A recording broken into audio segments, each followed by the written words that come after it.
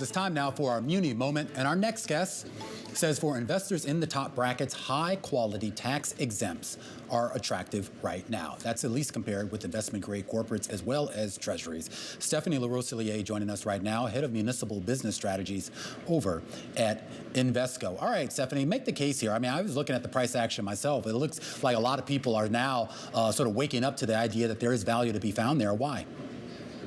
So I think really investors the last 2 years has really taken a lot of steam out of folks. And we completely understand that, what the Fed has done has really been at the forefront of what's driven the market.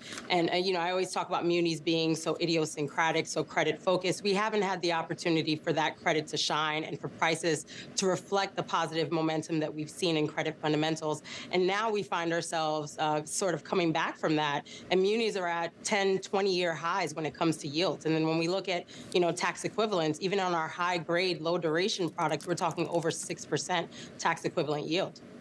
So what's the setup as we get ready to close out the year? The technicals for December are supposed to be favorable to munis. They are. So we're looking at probably about net negative issuance of about $5 billion. And then we're talking about $15 billion of coupons actually coming to market. So that's a net $20 billion that should be coming back into the market. And a lot of that, we saw that last month as well. So November was, I wouldn't say surprise to the upside. We sort of expected it, but it was even better than we could have expected. And now, ending this year out, we think December is going to close us out also on a positive note. Of course, I mean, the muni market isn't a monolith, Stephanie. There have to be opportunities and there have to be places that you want to avoid. Are there places right now that you look to where you find maybe to be a little bit more attractive?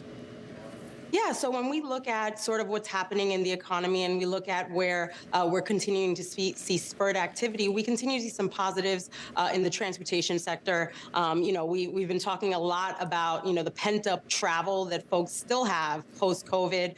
You see the airports and a lot of the large regional airports as well as international airports are so busy these days. I mean, you saw the headlines around Thanksgiving and now going into, the Christmas, Hanukkah, and year-end holidays. So transportation is a sector we really like. We're not a big buyer of GOs, but we must say that when it comes to the fundamentals at the state and local levels, we've actually seen such positive momentum that we are also finding some opportunities there as well.